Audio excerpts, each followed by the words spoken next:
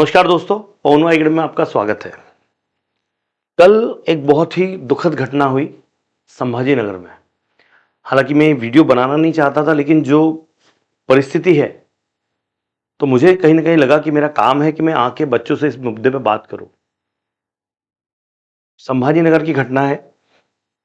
एक बंदा अपने पेरेंट्स से जिद करता है कि मुझे मोबाइल दिलाइए, नहीं तो मैं यहां से कूद जाऊंगा नीचे, आत्महत्या करूंगी। उसको बचाने के लिए माँ बाप पहुंचते हैं, पिताजी हाथ पकड़ते हैं, लेकिन वो जिद में इतना अड़ा होता है कि उस खींचतान में वो और उसके पिताजी दोनों नीचे आते हैं और उन दोनों को गिरते हुए देख के उनकी मां भी वहीं से कूद जाती है और तीनों का दुर्दैवी अंत हो जाता है। और क्या जिद है कि मुझे आईफोन चाहिए, मुझे आईफोन चाहिए, नहीं तो मैं सुसाइड कर लूंगा, मुझे आईफोन दिलाइए। और अगर परिवार की परिस्थिति देखें तो पिताजी ट्रक चलाते थे, पिछले बहुत दिनों से बाहर थे, 3-4 दिन पहले ही घर पे आए, और जब से घर पे आए तब से भाई साहब जिद कर रहे थे कि मुझे फोन दिलाइए। मुझे बताओ कि हम अगर अपनी माँ बाप की परिस्थितियों को न समझकर ऐसी कुछ जिद करें कि जिससे कि पूरा परिवार खत्म हो जाए, या हमारे माँ बाप को हम तकलीफ दे, तो क्या ही अर्थ है उस पढ़ाई का, उस शिक्षण का काय अर्थ आहे?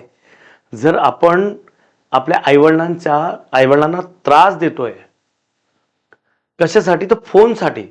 फोन शिवाय जगू शकत नहीं आपण। और किसके लिए? आईफोन के लिए क्यों? उससे कम में काम नहीं हो सकता था? समाजामध्ये असे भरपूर उदाहरणं आहेत की ज्यांना बघितलं ना तर तुम्हाला वाटेल की अरे कुछ तो भी गड़बड़ है यार, मैं गलत कर रहा हूं। यहां मेरे घर के पास मेरा एक स्टूडेंट 8th से मेरे पास पढ़ा, तब से सपना लेके चल रहा था कि मुझे सर कलेक्टर बनना है, और वो बना भी, कलेक्टर भी बना। लेकिन जब कलेक्टर बना तब तक के उसके पास में सिर्फ एक फीचर फोन था, जो 1500-1600 रुपए का सिर्फ कॉलिंग वाला फोन होता ना वो। और जब कलेक्टर बना उसके बाद उसने स्मार्टफोन खरीदा। सेक्रीफाइस ये होते हैं, जिंदगी में कुछ अचीव करना है तो उसके लिए मेहनत करना पड़ती है। और जो इस तरह के होते हैं कि जो फोन चाहिए मुझे, और यार तुम्हारे पिताजी ट्रक चला रहे हैं यार, वो आदमी कैसे घर चला रहा है, वो क्या कर रहा है, वो ही जानता है। अगर हम अपने माँ बाप को न समझकर सिर्फ उनको तकलीफ दे रहे हैं तो शायद हम उनके ऊपर बहुत ज्यादा अत्याचार कर रहे हैं। अगर हम अपने माँ बाप को खुशी नहीं दे सकते तो हमें कोई हक नहीं है कि हम उन्हें तकलीफ दें। जो माँ बाप हमारे लिए हर दिन लगे रहते हैं, उन माँ बाप को हम न समझ के सिर्फ तकलीफ दे रहे हैं, तो ऐसे जीवन का ही क्या अर्थ है? तुझे मरना था तो पहले मर जाता। तू तेरे पापा को खींच के ले मरा, साथ में मां भी मर गई, पूरा परिवार खत्म हो गया। मुझे कमेंट बॉक्स में बताइए कि क्या ऐसी जिद करना सही है? हम खुद को इतना काबिल बनाएं कि खुद अपने पैसों से ये सब चीजें लें, मां बाप को तकलीफ ना दे। और अगर हम इस तरह की जिंदगी जी रहे हैं कि जहां हमको हमारी फरमाइशें हम मां बाप के पास, तुम अंबानी की औलाद नहीं हो भाई, तुम एक साधारण ड्राइवर की औलाद थे, थोड़ा समझना चाहिए था। मेल्यानंतर पण त्यांच्या आत्म्याला शांती भेटणार नाही विचारांना, त्यांना वाटेल की काय औलाद आली, त्याच्यामुळे आम्ही पण मरून गेलो।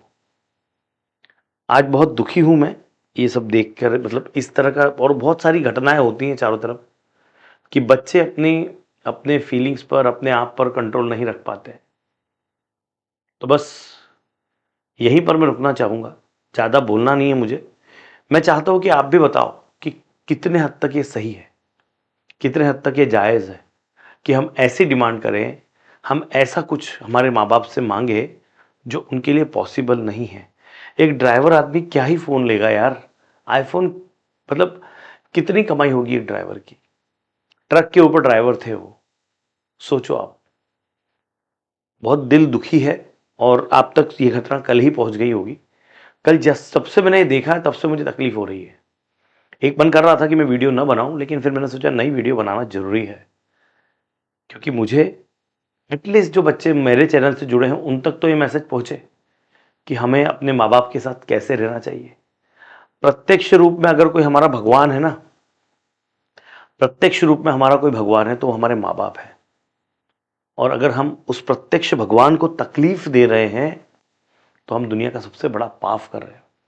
तो मेरे दोस्तों, मैं ना कहना चाहता हूँ कि ऐसे पाप मत करो, अपने माँ बाप को संभालो, उनकी फीलिंग्स को समझो।